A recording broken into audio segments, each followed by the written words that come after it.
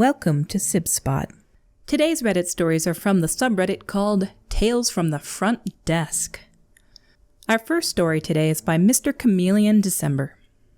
We are not the same.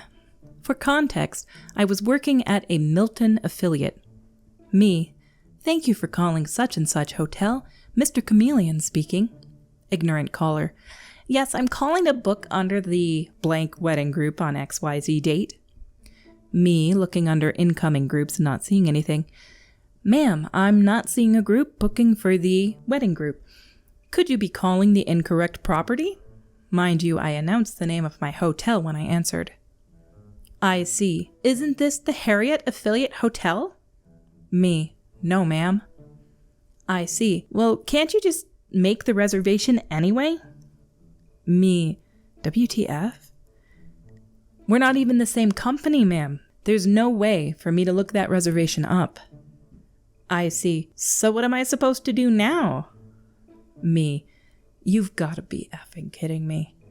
Call that hotel to make a reservation. I see. Can't you at least patch me over to them? Me, why me? We're two completely different hotels, ma'am. You'll have to call them yourself. I see. You're not very helpful. Me, have a good day, ma'am. Imagine hearing that the place you called is not the hotel you're trying to reach and asking them to book you a stay at this other place, or asking them to transfer you to the other business. I'm not surprised this guy was so taken aback by it. Story 2 is by Other Cantaloupe, 4765. If you're going to commit a crime, you probably shouldn't dump the evidence on the property. Housekeepers go through a lot of poo, figuratively and literally, because people are truly disgusting. Dirty needles, piles of poo, rotten food, clumps of hair, sheets soaking wet with urine, used period products hiding in the bed sheets. It's not for the faint of heart. You learn to respect the housekeepers a great deal. I'm a front desk agent myself, but all of us are held to high standards around here. It's a nice hotel.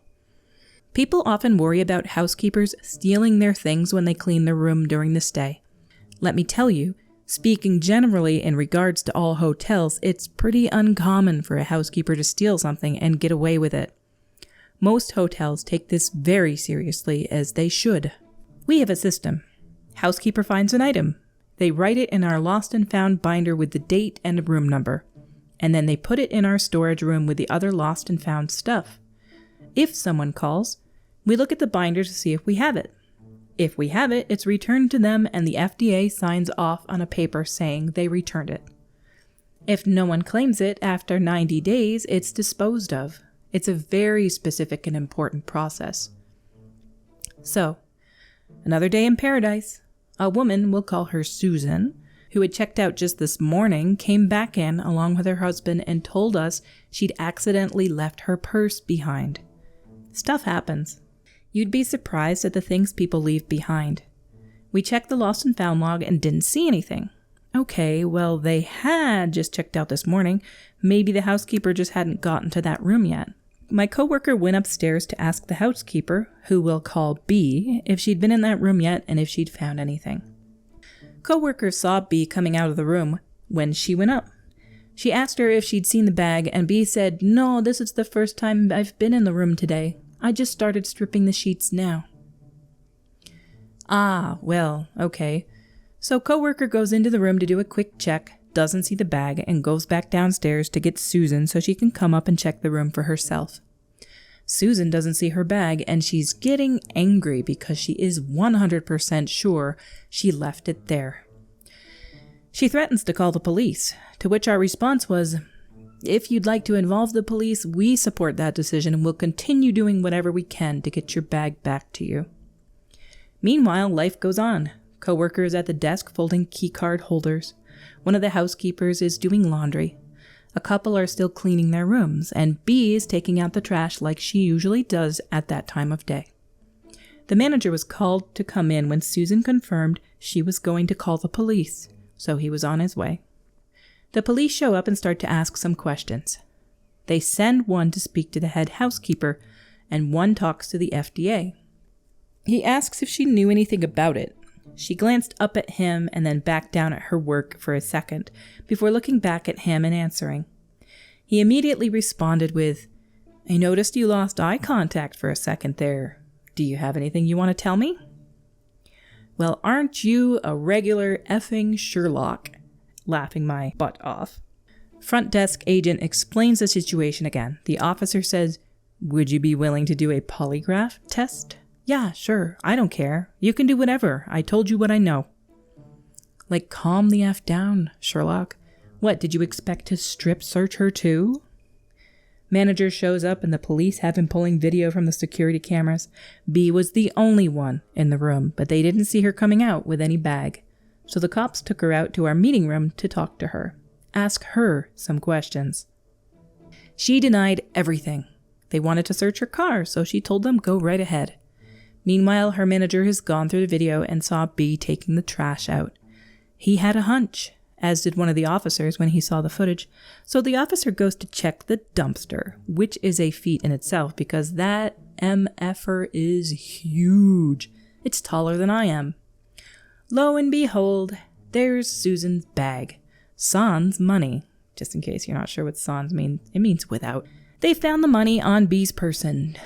$1,280. It was given back to the guest along with her now delightfully garbage-scented bag. Susan wanted an apology. B didn't give her one, so she decided to press charges. Like, bro, you literally could have gotten out of criminal charges by saying, "I'm sorry," the actual F. And my manager fired B on the spot. No waiting, no warning, no thinking it over, just, you're fired, as it should be in my opinion. That's why housekeepers are typically so professional, because who wants to ruin their life by swiping someone's wallet? But when someone slips, the hammer comes down hard. What a day. Some people steal, some people just don't. Unfortunately, this lady was a thief. I'm so glad they fired her. I've heard stories from friends and students I used to work with where a housekeeper from a hotel took money right out of their bag while they were gone for the day. I like to think I'm someone who would never steal no matter how much I could get away with. The other day, I rung up a shirt at the store, and it came up as costing me 2 cents. I could have walked out with it. I contacted the lady instead that was watching over the tills, and she appreciated me drawing her attention to it. Apparently, it comes up as 2 cents if it's not for sale yet. This place was like restructuring the store, and it was a mix-up. It also reminds me of that viral video of a guy that bought half of a cheese wheel of Parmesan at a store for like $10.44.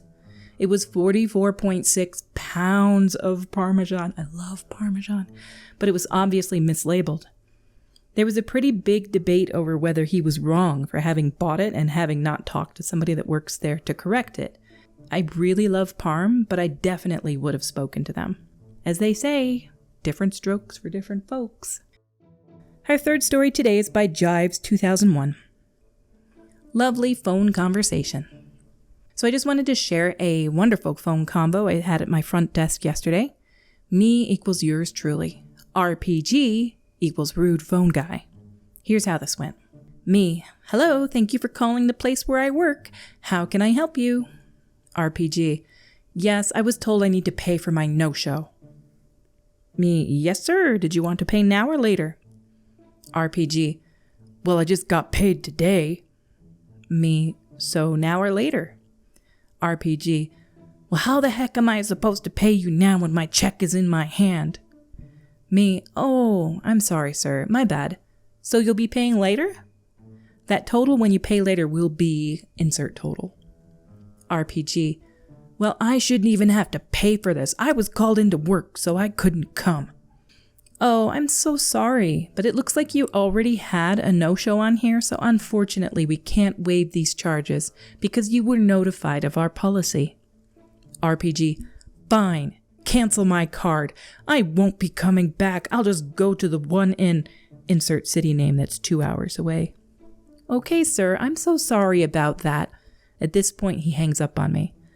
Like, dude, I'm sorry you can't read the notice we sent for your first no-show. And that you also can't pick up the phone for some reason when you get called into work and cancel, or even use our super convenient app to cancel without having to call. This was one of those, well, at least we lost a rude guy as a customer moments. Man, this guy should have kept his appointment or called. If you don't show, they lose money. You can still call them and free up the slot that you stuck yourself in so they don't charge you. But yeah, if you book it, show up. Reservation, medical work, anything. I cannot stand it when people just don't show up for bad reasons. They get mad if they have to pay for not showing. The front desk for SibSpot is closing for the day. I hope you enjoy these stories. Until we meet again, have a glorious